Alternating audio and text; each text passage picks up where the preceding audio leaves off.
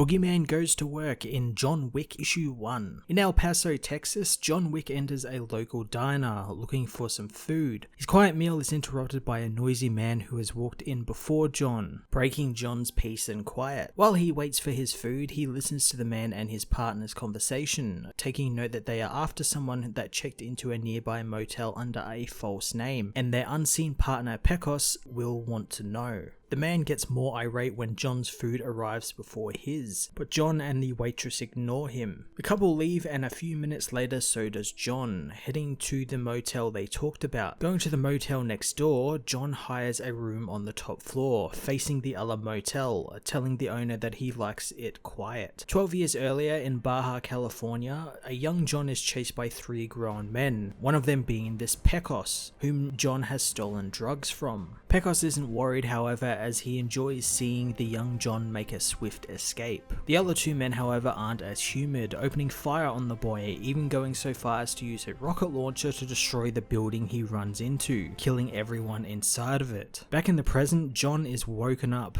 just in time to see the Continental's manager, Charon, in the room across from his get ambushed by Pex and the others. John doesn't sit by and let the ambush happen, grabbing a sofa cushion and using it as a airbag of sorts to crash through the motel room's window. Taking the thugs by surprise, John systematically subdues all of them. He says he's here for Pecos, who recognizes who John is. Pecos tries to make small talk with John, happy to see the young man is still alive and made something of himself. John, however, remembers what Pecos and his men did to his town and the people he loved. While talking, Pecos tries to go for his holstered gun, but John is too quick, disarming him and using Pecos' own weapon to kill him. After the battle is over, Charon says that it has been a long time since he last met with John, and he wonders if this whole thing was business, but John makes it clear that it was actually personal. The disarmed men begin waking up, pleading for John and Charon to let them go since they were only here for Pecos, but Charon says that only John was there for Pecos and he is here for the others. Killing the remaining men, Charon calls Daniel, making a dinner reservation before thanking John for his assistance. Charon reveals that the other 2 men from John's childhood are actually members of the local Continental. Charon says that he would enjoy introducing John to the Continental, but now that John is an adult, he will have to learn the club's rules and abide by them. Charon's dinner reservation arrives and begins cleanup of the crime scene. A local cop also arrives, but is easily paid off with a single gold coin. While John is introduced to Officer Douglas, one of Pecos' associates who escaped calls her boss Maria, telling her that the heist failed. With that information, Maria tells her men that they need to kill John Wick. John Wick issue 1 was an intriguing and action-packed first issue that perfectly encapsulated the world of John Wick and the international assassins around him. I'm really happy that the world of John Wick is actually getting explored outside of the films, since everything in the films that they built up or teased about that universe, about the underground assassins, was super interesting, and to see it tackled by someone like Greg Pak is even better. Even the action translates really well into comic books, probably helped by the fact that the movie's action is rather realistic. I'm very much looking forward to discovering John's origin as well as his first couple adventures in this really interesting world. I'm going to give this issue a 9.5 out of 10.